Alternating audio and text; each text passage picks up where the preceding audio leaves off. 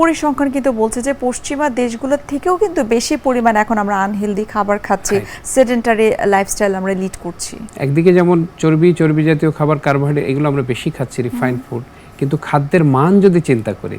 ওদের ওখানে কিন্তু খাদ্যের যে অন্যান্য মান যেগুলো আছে সেগুলো কিন্তু স্ট্রিক্টলি কন্ট্রোল থাকে, যেটা নাকি আমাদের দেশে হয় না, যার কারণে আমাদের ঝুঁকিটা আরো দ্বিগুণ হয়ে যাচ্ছে আর কি। আমরা যদি তেলের ট্রান্স ফ্যাটের বিষয়টা যদি বলি, সেটা আসলে কতটুকু প্রভাবিত করতে পারে স্ট্রোক হওয়ার ক্ষেত্রে, কার্ডিয়াক ডিজিজ হওয়ার ক্ষেত্রে? ট্রান্স ফ্যাটের যে বিষয়টা, একদিকে যেমন স্ট্রোকের ঝুঁকি বাড়াচ্ছে, আমাদের অ্যাথারোস্ক্লেরোটিক ডিজিজ অর্থাৎ রক্তনালীতে যে ওয়ালের মধ্যে যে এক ধরনের ফ্যাট জমে জমে রক্তনালীটা ব্লক হয়ে যাচ্ছে, সেটা যেমন একদিকে বাড়িয়ে দিচ্ছে এবং এটার ক্যান্সার ও কার্সিনোজেনিক ইফেক্টও আছে, অর্থাৎ ভবিষ্যতে ক্যান্সারের ঝুঁকিটাও কিন্তু বাড়াচ্ছে। তো এই কারণে এই স্যাচুরেটেড ফ্যাট, ট্রান্স ফ্যাট, এই বিষয়গুলো আসলে চর্বি জাতীয় খাবার যেগুলো আছে কিংবা তৈলাক্ত খাবার যেগুলো, স্পেশালি যে সমস্ত তেলগুলোকে বারবার বার্ন করা হয়, অর্থাৎ একই তেল দিয়ে একবার রান্না করলাম, আবার ওই তেল বেঁচে থাকলো, আবার করলাম, এরকম যত বেশি আমি তেলটাকে ব্যবহার করব তত বেশি ওর ভিতরে এই